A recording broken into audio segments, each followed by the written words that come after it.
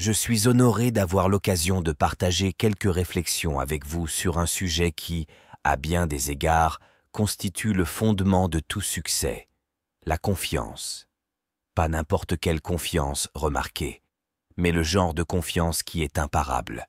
Le genre de confiance qui, une fois construite, vous permet de traverser les hauts et les bas de la vie avec une main ferme et une confiance inébranlable en vous-même. Maintenant, laissez-moi vous demander, avez-vous déjà vu quelqu'un entrer dans une pièce et, sans dire un mot, attirer l'attention de toutes les personnes présentes? Ils ont cette aura en eux, une énergie qui dit que je sais qui je suis, que je sais de quoi je suis capable et que je suis prêt à affronter tout. Ce qui se présente à moi, c'est une confiance imparable. C'est magnétique, c'est puissant, et la bonne nouvelle est que c'est quelque chose que vous pouvez construire. Alors, où tout commence-t-il? Laissez-moi vous ramener quelques années en arrière. Je débutais ma carrière et j'avais du mal à trouver ma place. Je savais que j'avais du potentiel, mais je ne savais pas vraiment comment l'exploiter. Un jour, je me suis retrouvé à un séminaire et l'orateur a dit quelque chose qui a changé ma vie. La confiance vient de la compétence. Des mots simples, mais qui ont touché une corde sensible au plus profond de moi. Vous voyez, la confiance n'est pas quelque chose avec lequel on est né. Ce n'est pas réservé à quelques chanceux qui semblent tout avoir. Non, la confiance est quelque chose qui se construit, pas à pas, jour après jour, et cela commence en toute confiance. Connaître votre métier, perfectionner vos compétences, devenir si bon dans ce que vous faites que vous ne pouvez pas vous empêcher d'avoir confiance. Maintenant, je veux que vous réfléchissiez à cela pendant un moment. Dans quoi es-tu vraiment bon? Quelles compétences possédez-vous et qui, lorsque vous les utilisez, vous sentez imparables? Si vous ne pensez à rien tout de suite, ne vous inquiétez pas. Le chemin vers la confiance commence par la conscience de soi. Comprendre où vous êtes afin de pouvoir tracer la voie vers l'endroit où vous souhaitez être. Je me souviens de mes débuts dans le monde des affaires. Je travaillais dur, je consacrais des heures, mais je ne voyais pas les résultats que je souhaitais. J'étais frustré, je doutais de moi, je me demandais si j'allais un jour y arriver. Mais ensuite, j'ai réalisé quelque chose. Si je voulais avoir confiance en mes capacités, je devais m'améliorer.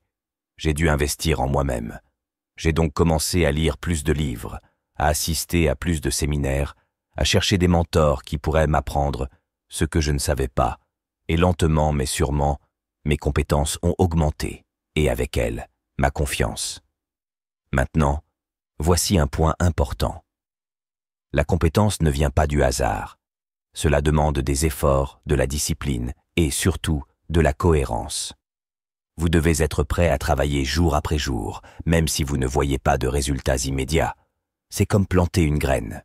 Vous l'arrosez, le nourrissez, lui donnez du soleil et avec le temps, il grandit. Mais cela ne se fait pas du jour au lendemain. Et cela m'amène au prochain ingrédient clé pour construire une confiance imparable, l'autodiscipline. L'autodiscipline est le pont entre les objectifs et la réalisation. C'est ce qui différencie ceux qui rêvent de ceux qui réussissent. Et c'est un élément essentiel de la confiance. Parce que lorsque vous développez la discipline nécessaire pour respecter vos engagements, pour traverser les moments difficiles, pour continuer même lorsque vous n'en avez pas envie, vous commencez à bâtir un palmarès de réussite. Et ce bilan devient le fondement de votre confiance. Laissez-moi partager une histoire avec vous. Au début de ma carrière, on m'a demandé de prononcer un discours devant un groupe de chefs d'entreprise. Or, j'avais déjà donné quelques conférences auparavant, mais rien de cette ampleur. J'étais nerveux, je doutais de moi, je me demandais si j'étais à la hauteur. Mais ensuite, je me suis souvenu de quelque chose que mon mentor, Earl Schoff, m'avait dit.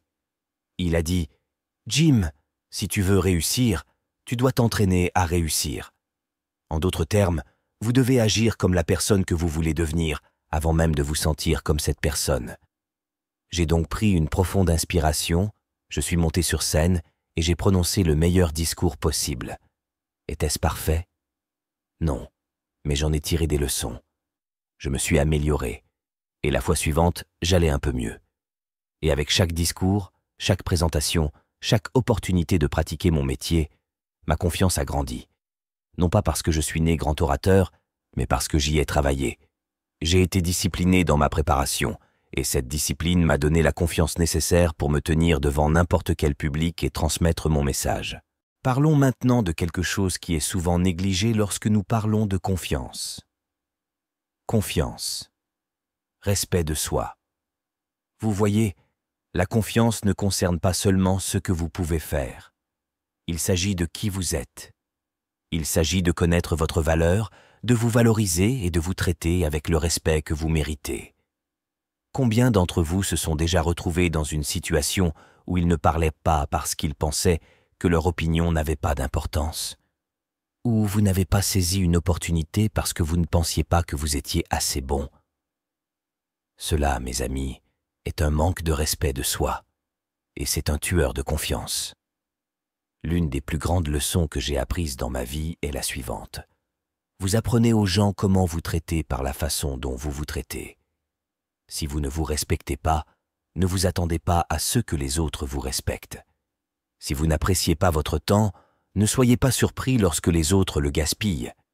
Et si vous ne croyez pas en votre propre valeur, comment pouvez-vous attendre que les autres le fassent? Alors, comment construire le respect de soi?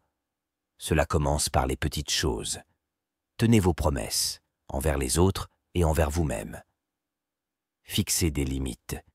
Ne vous laissez pas maltraiter, que ce soit par les autres ou par vous-même. Et surtout, soyez gentil avec vous-même. Nous sommes souvent nos pires critiques, nous démolissant pour la moindre erreur. Mais je suis ici pour vous dire que ce genre de discours intérieur est un poison. Cela ronge votre confiance, petit à petit. Au lieu de cela, pratiquez l'autocompassion. Comprenez que vous êtes humain, que vous allez faire des erreurs et que ces erreurs ne vous définissent pas. Ce qui vous définit, c'est la façon dont vous y répondez, la façon dont vous en tirez des leçons et la façon dont vous les utilisez pour grandir. Et voici autre chose à retenir. La confiance ne consiste pas à être parfait. Il s'agit d'être authentique. Il s'agit d'être prêt à montrer ses défauts et à dire que c'est ce que je suis et que j'en suis fier. Parce que voici la vérité. Les gens sont attirés par l'authenticité. Ils sont attirés par ceux qui sont réels, authentiques et qui n'ont pas peur. Pour montrer leur humanité, maintenant, changeons de vitesse un instant et parlons d'un autre aspect critique de la confiance dans votre environnement. Vous voyez que la confiance n'existe pas dans le vide. Elle est influencée par les personnes avec lesquelles vous vous entourez. Les informations que vous consommez et les expériences que vous vivez. Si vous souhaitez développer une confiance inébranlable, vous devez être intentionnel concernant votre environnement. Laissez-moi vous demander ceci. Quelles sont les 5 personnes avec qui vous passez le plus de temps? Prenez un moment pour y réfléchir, car voici la réalité. 5 personnes façonnent votre vie d'une manière que vous ne réalisez peut-être même pas. S'ils sont positifs, solidaires et motivés, ils vous élèveront. Mais s'ils sont négatifs, critiques et complaisants, ils vous entraîneront vers le bas. Quand j'ai débuté, je me suis fait un devoir de rechercher des personnes qui étaient là où je voulais être. J'ai trouvé des mentors qui pouvaient me guider, des pairs qui pouvaient me mettre au défi et des amis qui pouvaient me soutenir.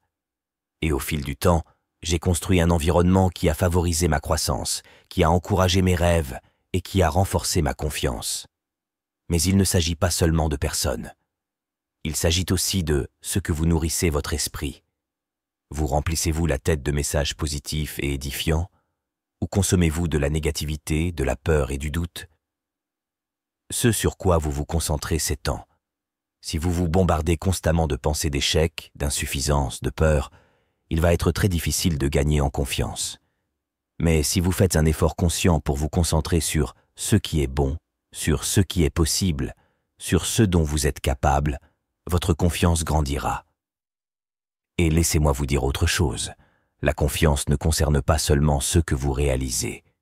Il s'agit de ce que vous ressentez en cours de route. Il s'agit de trouver de la joie dans le processus, dans le voyage, pas seulement dans la destination. Parce que voilà, la vie est un voyage. Et si vous attendez constamment d'atteindre une étape arbitraire pour vous sentir en confiance, vous allez passer à côté d'une grande partie de la vie. Alors, célébrez vos victoires, aussi petites soient-elles. Reconnaissez vos progrès, même s'il ne s'agit que d'un petit pas en avant. Et surtout, profitez de la balade. Parce que lorsque vous parvenez à trouver de la joie dans le processus, votre confiance devient inébranlable. Ce n'est plus lié au résultat ou à la validation externe. Cela est enraciné dans votre propre estime de soi, dans votre propre appréciation du voyage que vous entreprenez. Je veux vous laisser avec quelques dernières réflexions. La confiance, la vraie confiance, n'est pas quelque chose qui va et vient avec les marées. Cela ne dépend pas des opinions des autres ni des circonstances dans lesquelles vous vous trouvez. C'est quelque chose que vous construisez de l'intérieur grâce à la compétence, à la discipline, au respect de soi et à un environnement favorable. Mais rappelez-vous ceci, la confiance n'est pas l'absence de peur. C'est le courage d'avancer malgré la peur. C'est la conviction que, quels que soient les défis auxquels vous faites face, quels que soient les obstacles qui se dressent sur votre chemin, vous avez la force, les compétences et la résilience nécessaires pour les surmonter. Alors, je vous mets au défi aujourd'hui. Faites ce premier pas. Qu'il s'agisse d'apprendre une nouvelle compétence, de fixer une limite ou de s'entourer d'influences positives. Commencez à renforcer votre confiance dès aujourd'hui. Parce que lorsque vous le ferez, vous découvrirez qu'il n'y a rien que vous ne puissiez réaliser.